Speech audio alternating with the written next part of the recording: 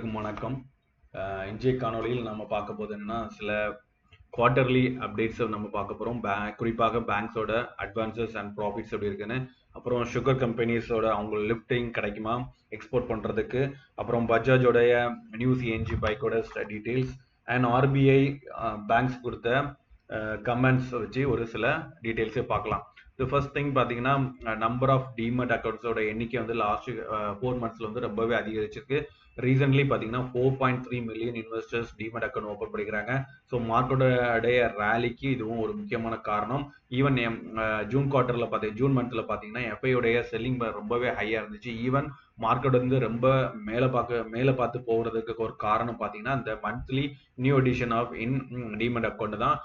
So நிறைய new investors வந்து Indian மார்க்கெட்ல இன்வெஸ்ட் பண்றதுக்கு ஆசைப்படுறாங்க. அதுல இருந்து நமக்கு தெரியுது. ஸோ சிஎஸ்டிஎல் அண்ட் என்எஸ்டிஎலோட மந்த்லி கிராஃப் தான் இது. ஸோ டோட்டலா ஜூலை 23 பார்த்தீங்கன்னா 1230 இருந்த இடத்துல இப்போ ஜூன் 2024ல 1223 அக்கௌண்டா இருக்குது.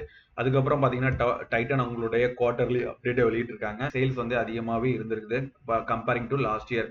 அதுக்கப்புறம் அவங்களுடைய இயர் ஆன் இயர் சேல்ஸ் பார்த்தீங்கன்னா ஜுவல்லரியில 9%, வாட்ச் வியரபிள்ஸ்ல 15%, அண்ட் ஐ கேர்ல 3%, அண்ட் எமர்ஜிங் பிசினஸ்ல 4%, கேரட் லைன்ல 18% இன்க்ரீஸ் ஆயிருது.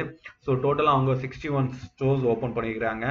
ஸோ கோல்டோட growth பார்த்தீங்கன்னா மியூட்டடாக தான் இருக்கு. காரணம் பார்த்தீங்கன்னா இந்த கோல்டோட ப்ரைஸ் ஏறிட்டு இருக்கதும், அதுக்கப்புறம் இன்னொன்று பார்த்தீங்கன்னா வெட்டிங் சீசன் இல்லாததும் ஒரு காரணம்.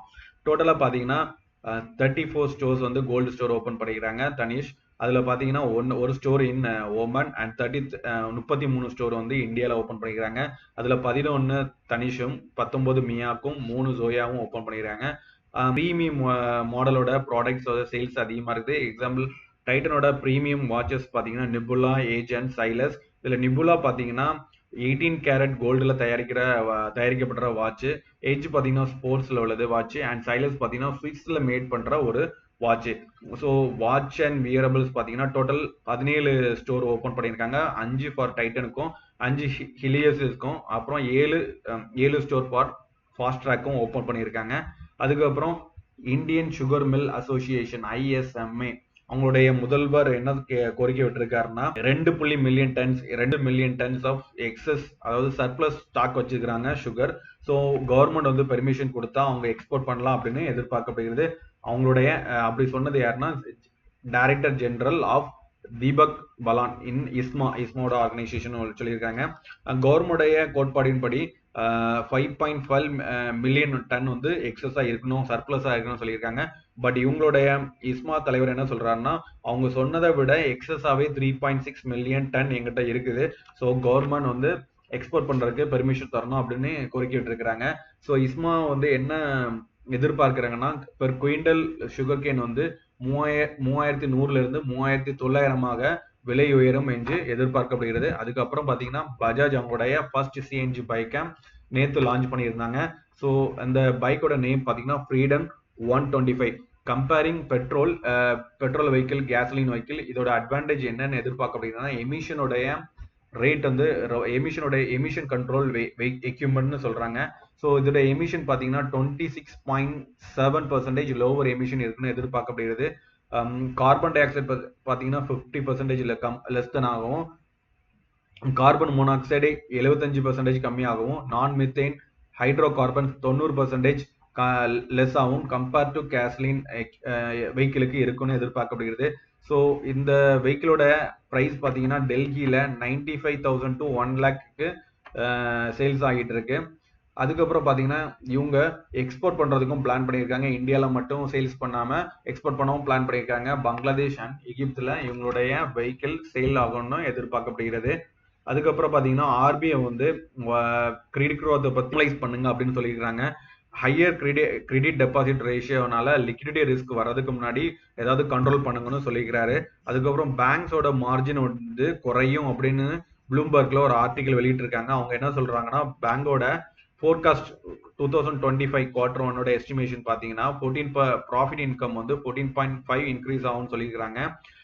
பிரைவேட் பேங்க்ஸோட ப்ராஃபிட் வந்து கம்பேரிங் டு பப்ளிக் செக்டரோட பேங்க்ஸோட அதிகமாக இருக்குது. இந்த ஆர்டிகிள் படி பிரைவேட் பேங்கோட நெட் இன்ட்ரெஸ்ட் இன்கம் பார்த்தீங்கன்னா 17.7 year on year and public sector வருது பார்த்தீங்கன்னா 6.5.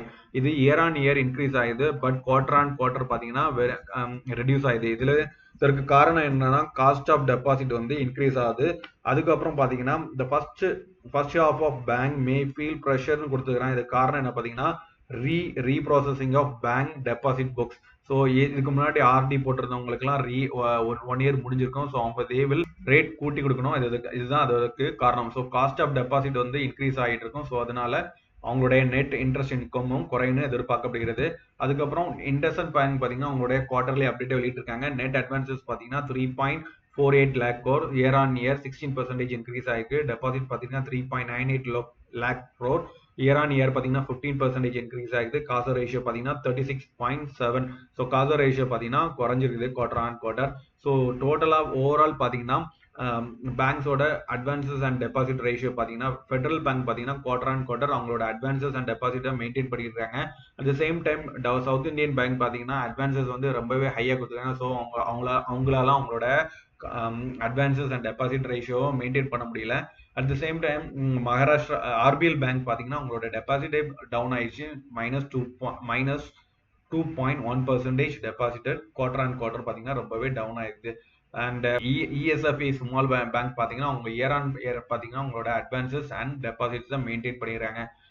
நம்மளுடைய மேஜர் பேங்க் ஹெச்டிஎஃப்சி பேங்க் பார்த்தீங்கன்னா அவங்களுடைய அட்வான்சஸ் பார்த்தீங்கன்னா year on year quarter on quarter பார்த்தீங்கன்னா -0.8% அண்ட் டெபாசிட்ஸ் அவங்க நில்லுன்னு போட்டிருக்காங்க. ஸோ டெபாசிட் எதுவும் இல்லையா அப்படின்னு என்ன கிளியர் ஸ்டேட்டஸ். எஸ்பிஐ வந்து என்ன பண்ணியிருக்காங்கன்னா இன்ஃப்ரா பாண்ட் சேல் பண்ண ஐடியா போட்டுருக்காங்க. So on June 10 so 10,000 crore வந்து பாண்டு சேல் பண்ணிக்கிறாங்க. இந்த கூப்பன் ரேட் பார்த்தீங்கன்னா 7.35 to 7.36. இது ரீசனாக நடந்த பாண்ட் சேல் பார்த்தீங்கன்னா ஐசிஐசிஐ ஜூன் 28ஆம் தேதி 3000 கோடி சேல்ஸ் இன்ஃப்ராரெட் பாண்ட் சேல் பண்ணிக்கிறாங்க.